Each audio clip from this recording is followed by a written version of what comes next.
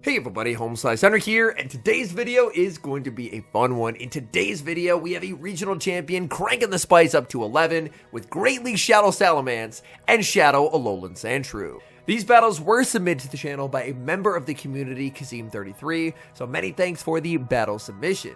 Now, Kazim is running the core of Shadow Salamence and Shadow Alolan Sandshrew. Now, it goes without saying, this is a duo that is not recommended if you care about Elo, but thanks to Kazim's careful plays, he's still able to rack up the wins. So without further ado, let's hop into the matches, and in Game 1, we're off to a terrible start, leading Shadow Salamence into the Charmer Wigglytuff. The safe switch Shadow Drapion is going to be quickly answered with a Diggersby. Diggersby is down quite a bit of energy, which should help the Drapion. Drapion spam is absolutely unrelenting. Aqua Tail after Aqua Tail crashing into the Diggersby, but bad news for the Drapion. Diggersby does not have to care until the third Aqua Tail. The Scorching Sands does get the shield. Drapion gonna try and farm up, but a massive misplay from the opponent. They settle for a Fire Punch when Fire Punch won't come close to knocking out, and just like that, Drapion will be able to gain an advantage out of this mid game. Whether it's shield advantage or switch advantage, and honestly either one would be quite nice.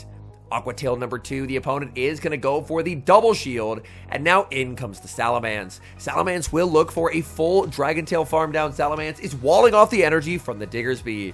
So Salamence will get to exit with quite a bit of energy, exiting with a fly loaded. In comes Wigglytuff, answered with the Sandshrew. In the back is a Gligar, and Sandshrew is about to feast. Oh my goodness, they don't even build up to a dig. Night Slash, that's not gonna cut it. And Sandshrew farms all the way down. In comes Wigglytuff, and it's all over for the opponent. This is a Shadow Hundo Sandshrew getting a one-hit knockout with the Gyro Ball, and that is a good game.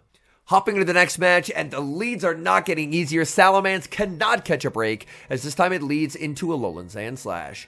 Opponent decides to settle for an Ice Punch to deny the opportunity for Drapion to get the turn back, and now they're going to send out Fearow. Fearow is going to take a lot of damage from Drapion. Drapion going to bait with the Aqua Tail. The bait is going to be no shielded. There's the crunch, but unfortunately it's going to be a charge attack priority tie. So, Drapion was able to get some kind of an advantage out of the Game 1 mid-game in Game 2, unfortunately not going to be able to do so. In comes the Sandshrew. Sandshrew just not able to get the farm down, but a beautiful drill run catch back onto the Salamence. Opponent is going to let the Fearow get farmed down. I assume we'll see the Sandslash come back out to get the farm down, but no, it's a Dragon Breath Charizard. Dragon Breath Charizard had nowhere to go into this team, so they're just sacrificing it here. Brutal Swing, devastating damage, but it's Charizard with the last laugh, getting the farm down. I believe they should be just shy of the Blast Burn, and Kazim knows it. What a no-shield.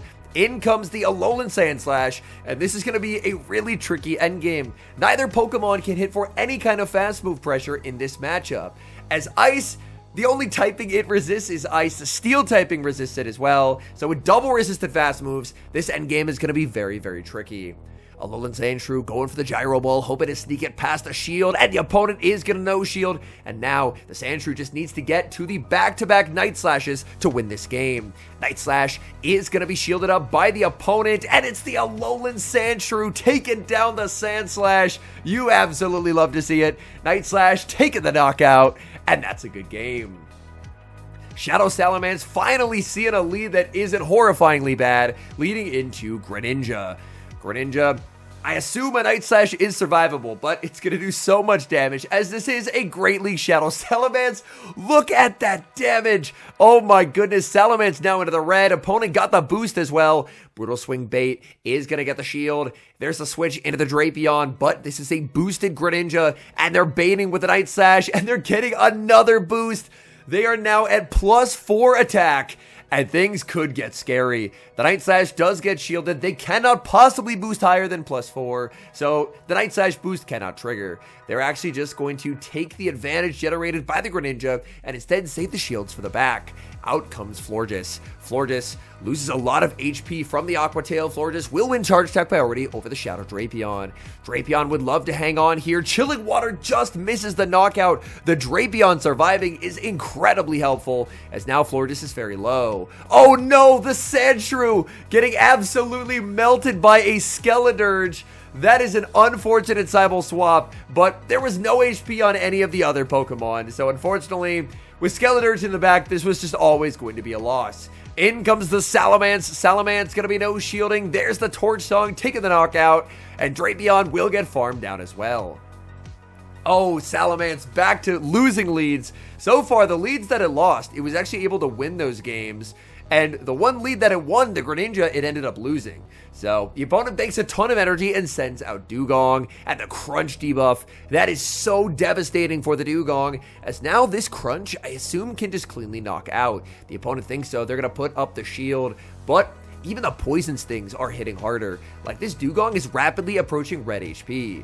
Dugong able to get that Icy Wind debuff, and that's a really nice cap tie. Drapion going to deny that charge attack from being thrown, as Crunch will deliver a knockout.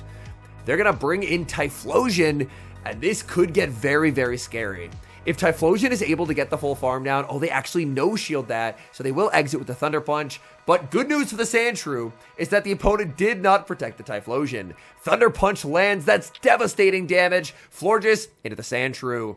Chilling Water will do quite a lot of damage. Chilling Water obviously does not get same type attack bonus, but it hits quite hard onto the Sandshrew. Sandshrew has to decide, is it worth the final shield? Sandshrew says no. Sandshrew has taken so much damage and now gonna go for the Night Slash bait. It is 2 stages debuffed. Florges puts up the shield, and there is the Night Slash boost. Sandshrew, when it matters most, getting the boost, taking the knockout. In comes Salamence to farm down Typhlosion. That could have got a little bit scary, but Sandshrew putting the team on its back to secure the win.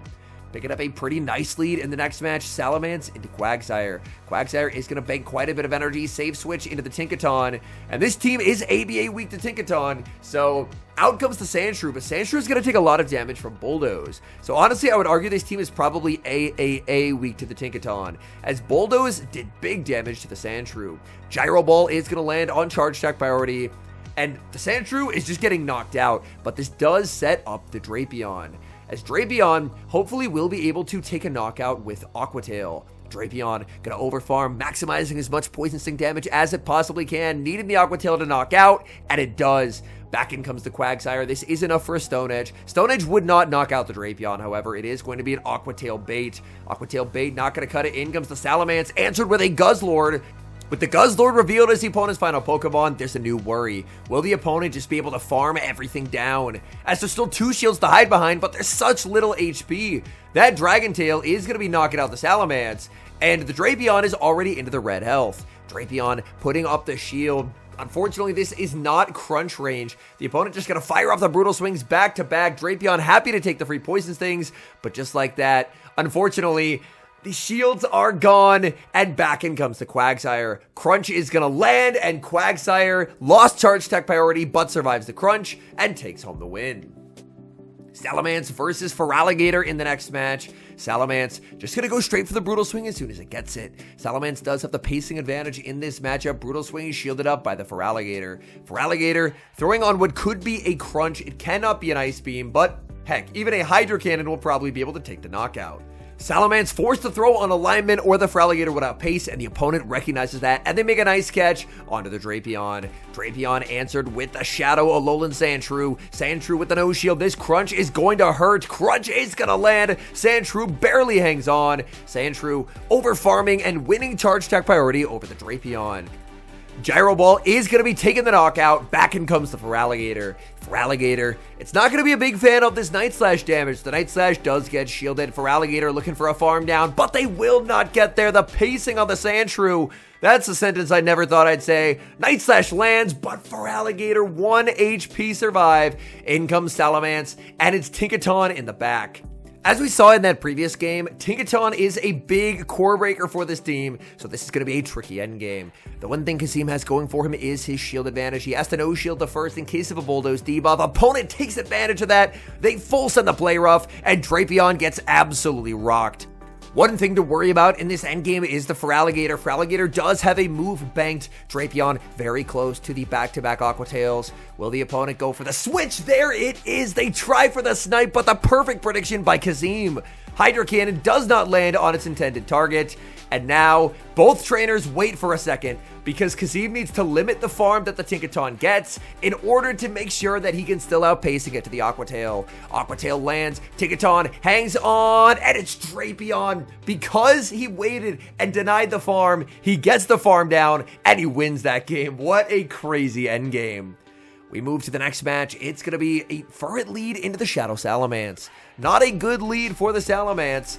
A Salamence, if it's in basically any neutral matchup, is going to be struggling. So, in comes the Drapion safe switch. Drapion tanks the Swift, is going to grab a shield with the Crunch, and Crunch does actually get a defense drop.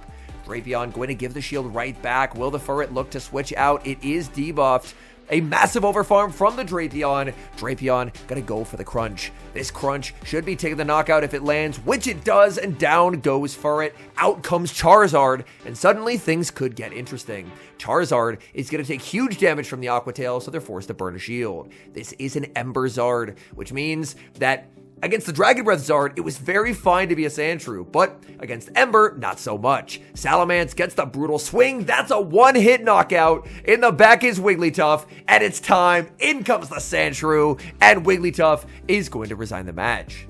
Hopping into the next game, we've got the Battle of Flyers, Salamence into Galarian Moltres. Two better answers in the back, so there's going to be a Drapion safe switch. Drapion, it looks like, actually waited the turn to trigger a charge attack priority tie. So that way, the Galarian Moltres will not be able to dance out of the matchup and save energy. Instead, it's going to be a true trade. Opponent did end up letting that Aqua Tail go, and now they're going to send out Toxapex. Toxapex will take a lot of damage from Crunch. Crunch is going to connect, and Drapion has more where that came from. A second Crunch into the Toxapex. We should see another no shield as Toxapex can hang on, and now an aggressive pivot. In comes the Shadow Alolan Sandshrew. Sandshrew immediately going to be no shielding. Brine, not the strongest attack around, going to be heavily resisting the fast attacks, and Sandshrew will play to the CMP tie, hoping the Night Slash will be enough to knock out the bulky Toxapex, but the Toxapex actually decides to put up the shield.